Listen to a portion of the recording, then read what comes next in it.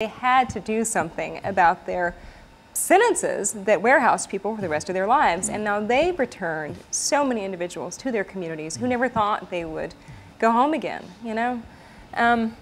We think about the prison system. We were talking about in the first segment. We were talking about the violence in the prisons. And something that I think is so important for your viewers to understand, there are reasons for the violence. And that reason is not because the prisons are just full of wild animals and monsters who can't control themselves.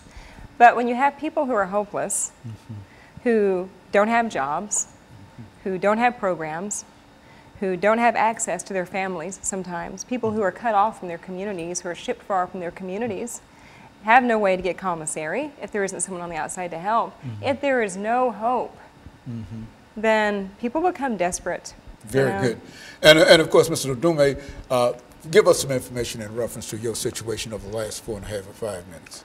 Right. Well, I would start out by saying that just trying to pick up on what Jenny was saying. Well, first off, I spent nearly 3 decades in prison, and what I've seen over the years, particularly since this new commissioner came in and the governor, they came in and I mean, just turned everything upside down in terms of, I mean, I think everybody understands prison is prison, and people are sent there for punishment and that stuff there, but I don't think that that's no reason that people, you know, begin to, you know, dehumanize people in such a way that, because most people sitting in prison coming home, and somebody, Pastor Walker kind of said it earlier about the way that you treat people. I mean, if you treat somebody less than human and for years upon years and send them out into society, you're sending out a ticking time bomb. I think that a lot of the stuff that's going on in the prison that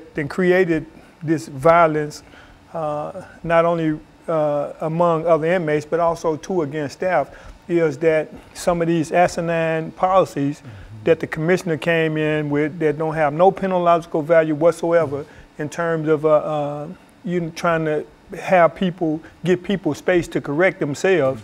You know, it's like Ben said, I mean, certainly we have personal choice in that stuff there, but the reality is that I think that we also too have to realize and understand that we're dealing with a system, industry first off, and I want to say this to the people that's out there watching, particularly the ones sitting in prison.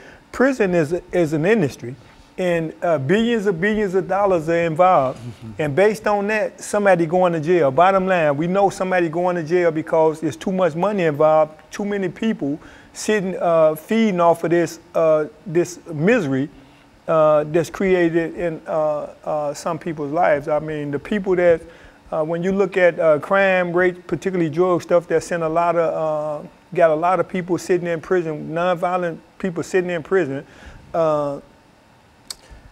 I mean, when you think about some of these drug laws and stuff that sent them there, I mean, you could go to any suburban community and find that it's happening much more, but the reality is that the people are being arrested and put in prison certainly ain't no worse than the people that's committing these other crimes that's not going to prison. But the reality is somebody going, and I think that I'm happy to see that there has been a lot of attention being paid to the conditions and stuff that's actually going on in prison now, because I think I left in 2012, which I was under this regime for about 2 years, and like I said, the things that they was actually doing don't have no value whatsoever in terms of a person coming out and trying to be a productive person and being a contributing member to society. Ms. Alexander, close us out today. I just think people have to be aware. You know, and people are becoming aware. But listen, you know, listen to what the people behind the walls are saying. Right. Listen to what the employees are saying. Listen to what the prisoners are saying. Listen to what the families of prisoners are saying. This has value. It has meaning. And finally, we're having some light shown in an area which by its very nature is secret and it's closed off. You know, an institution, a prison, can keep anyone or any program or any volunteer or any educational opportunity out, and all it has to say is for the security of the institution. What it really means is for the security of maintaining its secrets. And it's time for those secrets to end, and it's time for the public to understand what it's paying for and the product that it can expect from that. It's time to end this. Real quick, can I pick up on this point what she's saying about when you're talking about pay? I heard the governor talking about that they want to give bonuses for people that's new employees coming in, and they can take that $600 or whatever they actually doing and actually